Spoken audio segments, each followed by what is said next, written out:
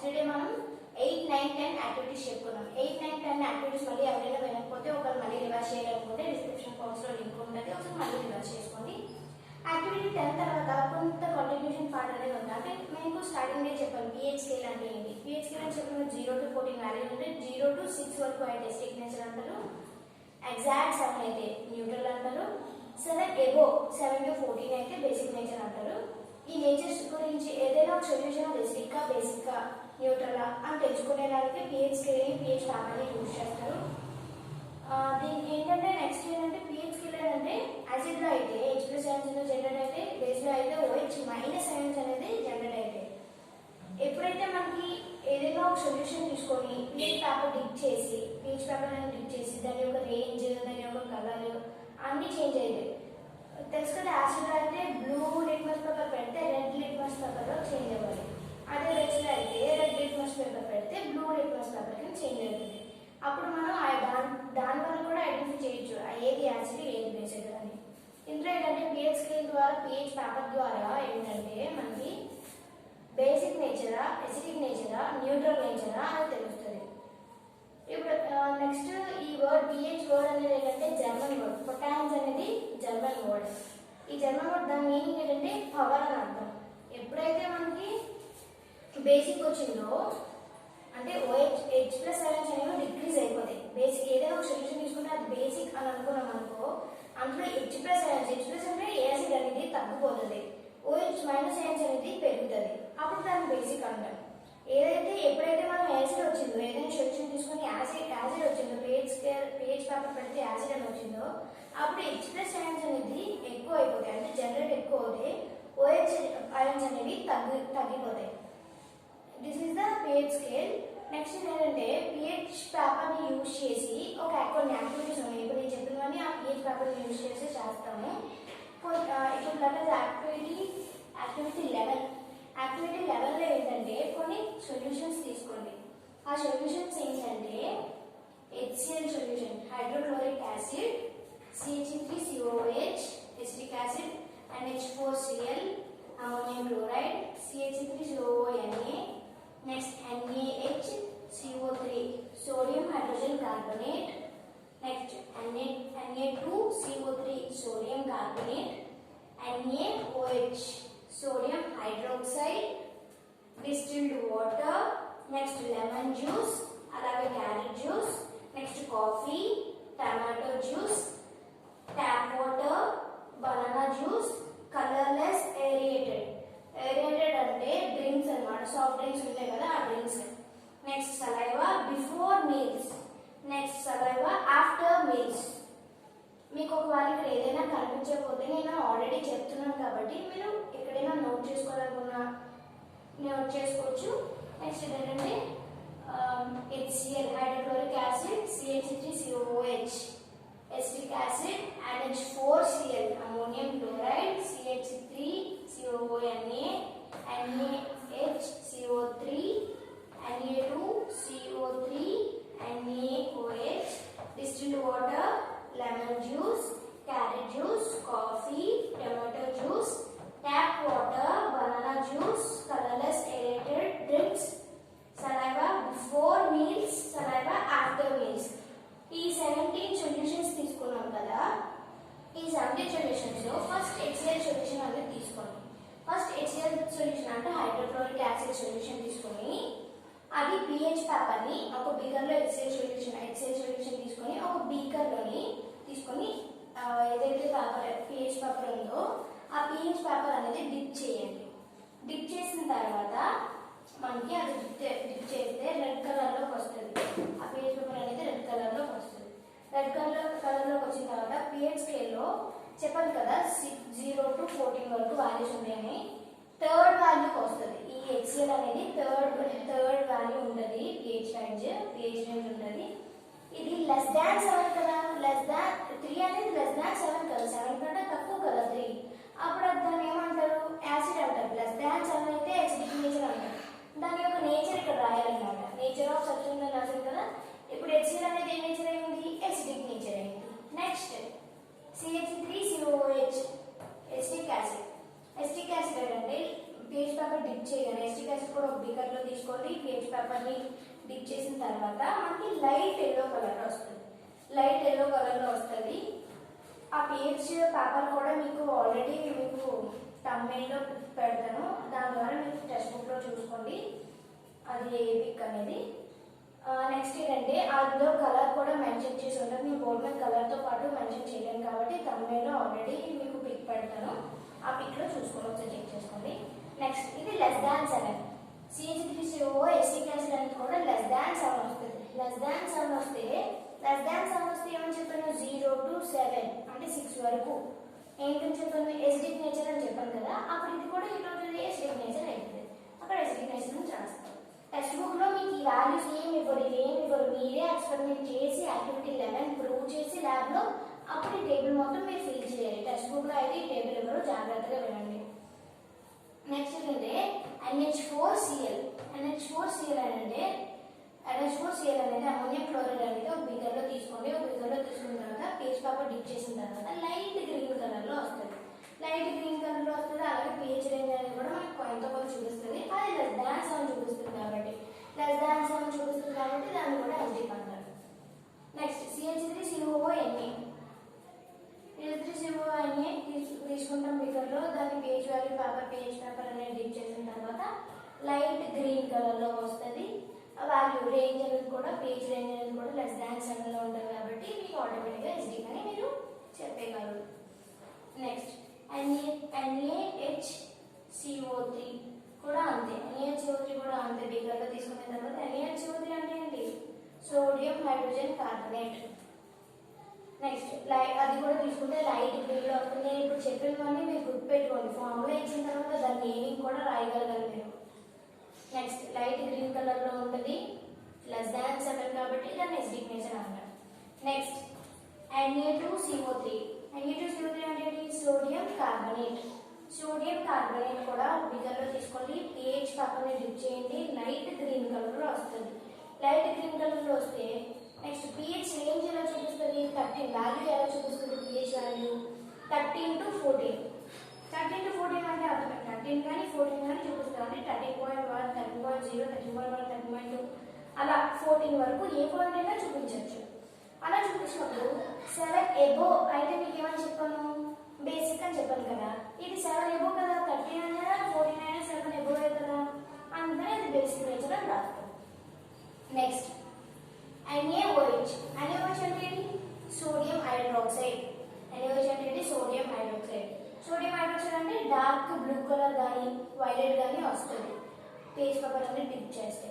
ఆ value pH value ఎలా వస్తుంది, 10.5 వస్తుంది. కాబట్టి 10.5 అనేది <7, above 7 కదా, 7, 8, 9 above కదా, 7 కంటే ఎక్కువ కదా 10.5 అనేది.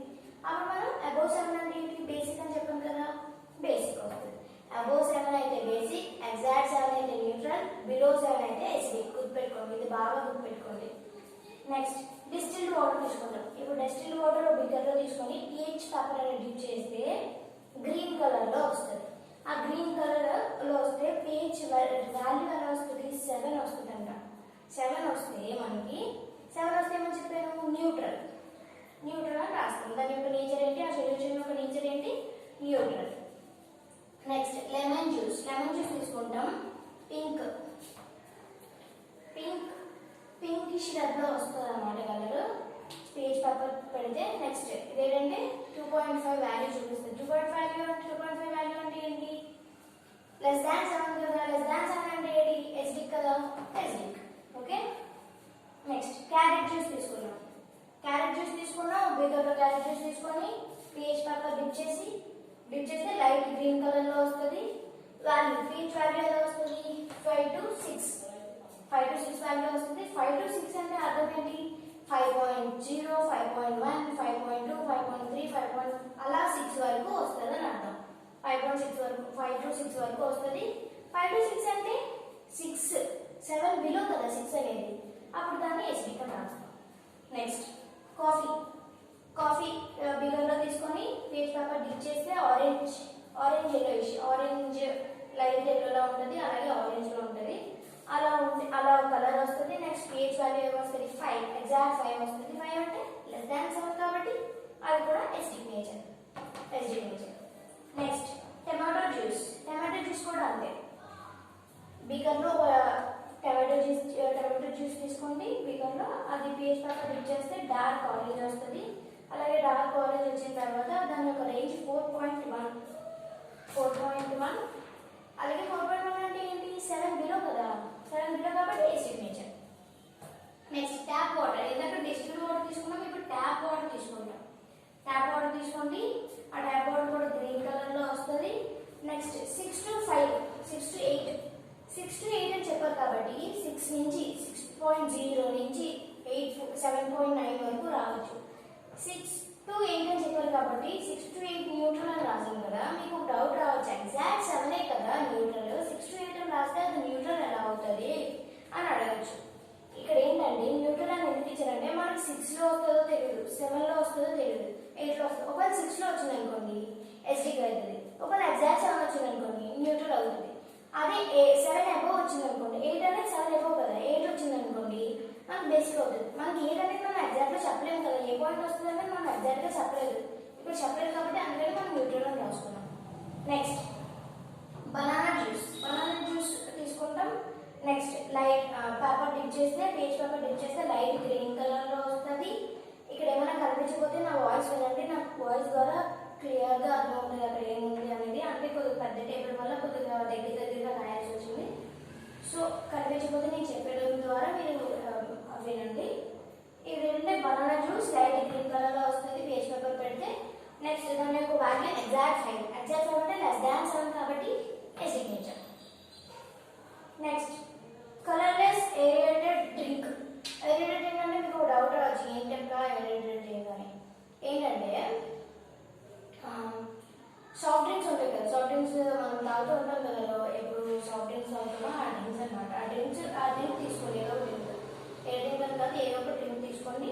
ఆ డ్రింక్ లోని పీచ్ పేపర్ డిప్ చేస్తే ఏ కలర్ వస్తుంది, పేల్ గ్రీన్ లో వస్తుంది. పేల్ గ్రీన్ దాని యొక్క వాల్యూ 2.9 to 4, 2.9 నుంచి 4 వరకు ఏదో ఒక వాల్యూ రావచ్చు. 4 కాబట్టి లెస్ దాన్ 7 కదా, లెస్ దాన్ 7 అంటే అది ఏమవుతుంది ఎసిడిక్ నేచర్ అవుతుంది కదా, ఎసిడిక్ నేచర్ అని రాస్తాం. Next saliva. Before meals saliva తీసుకుంటాం. బిఫోర్ మీల్స్ తినక ముందుది లైట్ గ్రీన్ కలర్ లో ఉంటుంది. పేజ్ పేపర్ పెడితే 7.4 వాల్యూ వస్తుంది. ఈ సలైవా ఏంటంటే మన బ్లడ్ ఏదైతే pH వాల్యూ, మన బ్లడ్ లో కూడా 7.4. ఈ సలైవా బ్లడ్ ఒకేలా ఉంటుంది కానీ బిఫోర్ మీల్స్ ఆఫ్టర్ మీల్స్ అనేది చేంజ్ అవుతుంది. 7.4 వస్తుంది. దాన్ని 7.4 అబోవ్ 7 కాబట్టి బేసిక్ నేచర్ అంటారు. Next saliva after meals. After meals ఏంటంటే సలైవా అనేది 7.4 లోనే ఉంటుంది, బ్లడ్ కూడా అలాగే ఉంటుంది pH వాల్యూ, కానీ ఆఫ్టర్ మీల్స్ లో ఒకలా ఉంటుంది, బిఫోర్ మీల్స్ లో ఒకలా ఉంటుంది. ఇది ఆఫ్టర్ మీల్స్ అని చెప్పాను. పేల్ గ్రీన్ కలర్ లో వస్తుంది. 5.8 రేంజ్ వస్తుంది, 5.8 వాల్యూ వస్తుంది. 5.5 వాల్యూ అంటే బిఫోర్ 7 కదా, లెస్ దాన్ 7 కదా, ఎసిడిక్ నేచర్. నెక్స్ట్ ఏంటంటే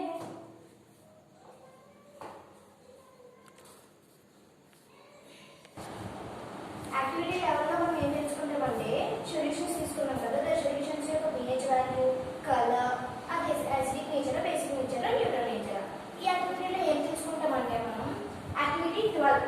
ఈ యాక్టివిటీ 12 లో first dilute HCl hydrochloric acid అనేది డైల్యూట్ హెచ్సిఎల్ అనేది ఒక బీకర్ లో తీసుకోండి. ఒక బీకర్ లో తీసుకున్న తర్వాత దాంట్లోని 2 to 3 డ్రాప్స్ ఒక బీకర్ లో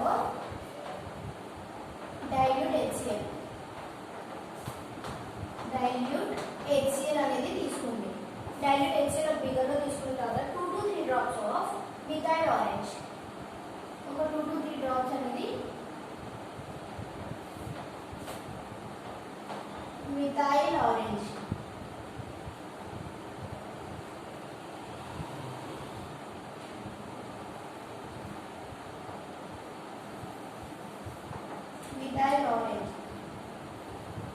మిథైల్ ఆరెంజ్ ఇండికేటర్ అనేది యూజ్ చేయండి. మిథైల్ ఆరెంజ్ ఇండికేటర్ ఎందుకు యూజ్ చేస్తారంటే ఈ రియాక్షన్ అనేది ఫాస్ట్ కావడానికి, ఇంకా కలర్ చేంజ్ అవడానికి ఒక మిథైల్ ఇండికేటర్ అని మిథైల్ ఆరెంజ్ ఇండికేటర్ అని యూజ్ చేస్తారు. మనకి ఫస్ట్ టాపిక్ లో చెప్పినప్పుడు చెప్పాను, మిథైల్ ఆరెంజ్ అన్న, ఫినాఫ్థలిన్ అన్న ఇవి ఇండికేటర్స్ యూజ్ అవుతాయి. బేస్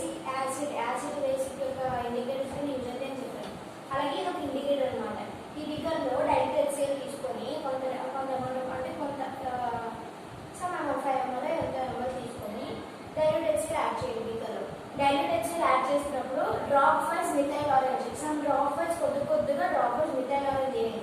అప్పుడు ఒక అబ్జర్వ్ చేయండి, ఏమవుతుంది అనేది అబ్జర్వ్ చేయండి. ఏమవుతుందంటే మిథైల్ ఆరెంజ్ చేయగానే ఈ సొల్యూషన్ అనేది రెడ్ కలర్లో మారిపోతుంది. ఈ సొల్యూషన్ అనేది అంతా ఎలా మారిపోతుంది? రెడ్ కలర్లో మారిపోతుంది. రెడ్ కలర్లో మారిపోయిన తర్వాత ఇదే సొల్యూషన్లో నెక్స్ట్ యాంటాసిడ్ టాబ్లెట్ అనేది ఉంటుంది. ఆ యాంటాసిడ్ టాబ్లెట్ పౌడర్ కింద చేసి వేయండి. యాంటాసిడ్ టాబ్లెట్ పౌడర్ కింద చేసి వేస్తున్నప్పుడు మనకి వేసిన తర్వాత మనకి ఏం చేంజ్ వస్తుందంటే అబ్జర్వ్ చేయండి. యాంటాసిడ్ టాబ్లెట్ పౌడర్ కింద చేసి ఇందులో వేసినప్పుడు మనకి ఈ కలర్ ఏదైతే రెడ్ కలర్ ఉందో ఆ రెడ్ కలర్ అనేది మనకి లైట్ ఎల్లో కలర్గా చేంజ్ అయిపోతుంది. లైట్ ఎల్లో కలర్లో చేంజ్ అయిపోతుంది. ఇప్పుడు కెమికల్ ఈక్వేషన్ చెప్తాను చూడండి. 2HCl HCl అనేది తీసుకున్నాం కాబట్టి 2HCl Mg magnesium hydroxide MgO2 twice gives rise to MgCl2 plus 2H2O. మీకు ఒక డౌట్ రావచ్చు, ఇక్కడ ఈ రియాక్షన్ లో మెగ్నీషియం హైడ్రాక్సైడ్ ఎక్కడ తీసుకోలేదు కదా, ఇక్కడ ఈక్వేషన్ లో వచ్చిందని డౌట్ రావచ్చు. మనం యాంటాసిడ్ అనే టాబ్లెట్ తీసుకున్నాం కదా, ఇదే బీకర్ లో మనకి యాంటాసిడ్ టాబ్లెట్ అనేది తీసుకున్నాం కదా, ఆ టాబ్లెట్ లో మెగ్నీషియం హైడ్రాక్సైడ్ అనేది ఉంటుంది. ఆ మెగ్నీషియం హైడ్రాక్సైడ్ ద్వారా దానికి ఇందులో ఈ సొల్యూషన్ లో యాడ్ చేసిన తర్వాత ఈ సొల్యూషన్ తో రియాక్ట్ అవుతుంది. అంటే డైల్యూట్ HCl తో హైడ్రోక్లోరిక్ యాసిడ్ తోని మెగ్నీషియం హైడ్రాక్సైడ్ అనేది రియాక్ట్ అయ్యి మనకి ఏం సొల్యూషన్ ఇస్తుంది? MgCl2 magnesium chloride plus water. ఇక్కడ ఈ బ్యాలెన్స్ ఈక్వేషన్ లో ఉందా లేదో చెక్ చేసుకోవాలంటే HCl అనేది ఎన్ని ఉన్నాయి? 2 కాబట్టి 2Cl Cl2. నెక్స్ట్ H ఇక్కడ ఎన్ని ఉన్నాయి? 2 ఉన్నాయి, ఇక్కడ ఒక 2 ఉన్నాయి. ఎన్ని? 4 కదా, 2 2s are 4 H ఉన్నాయి. నెక్స్ట్ ఇక్కడ O ఉంది ఒకటి, ఇక్కడ O సరిపోతుంది కదా. Cl2 ఇక్కడ ఇంకా Mg సరిపోతుంది కదా. ఇక్కడ బ్యాలెన్స్ ఈక్వేషన్ వచ్చింది కదా. This is the activity 12. Activity 12 లో మనం మెయిన్గా ఏం తెలుసుకుంటాం? డైల్యూట్ HCl తీసుకున్నప్పుడు డైల్యూట్ HCl తీసుకొని మిథైల్ ఆరెంజ్ డ్రాప్ వైజ్ గా వేస్తే ఒక రెడ్ కలర్ లో వస్తుంది. రెడ్ కలర్ లో వచ్చిన తర్వాత యాంటాసిడ్ వేస్తే యాంటాసిడ్ టాబ్లెట్ పౌడర్ చేసేస్తే మనకి లైట్ ఎల్లో కలర్ లో చేంజ్ అయిపోతుంది. కలర్ చేంజింగ్ అనమాట. కలర్ చేంజ్ అయిపోతుంది. దాన్ని ఒక ఈక్వేషన్ ద్వారా రాస్తాం. ఎలా రియాక్షన్ అయిందో దాన్ని ఈక్వేషన్ ద్వారా రాస్తాం. ఇక్కడ మెగ్నీషియం హైడ్రాక్సైడ్ అనేది ఎలా వచ్చింది? యాంటాసిడ్ టాబ్లెట్ లో మెగ్నీషియం హైడ్రాక్సైడ్ ఉంటుంది కాబట్టి యాంటాసిడ్ వేసినప్పుడు దీంతో రియాక్ట్ HCl తో రియాక్ట్ అవుతుంది కాబట్టి మనకి Mg మెగ్నీషియం క్లోరైడ్ వస్తుంది. అలాగే MgCl2 ప్లస్ వాటర్ అనేది రిలీజ్ అవుతుంది. This is the activity 12. Next activity 13.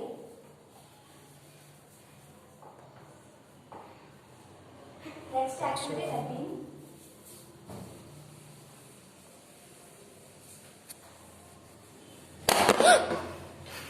ఎందుకే భయపడతావు?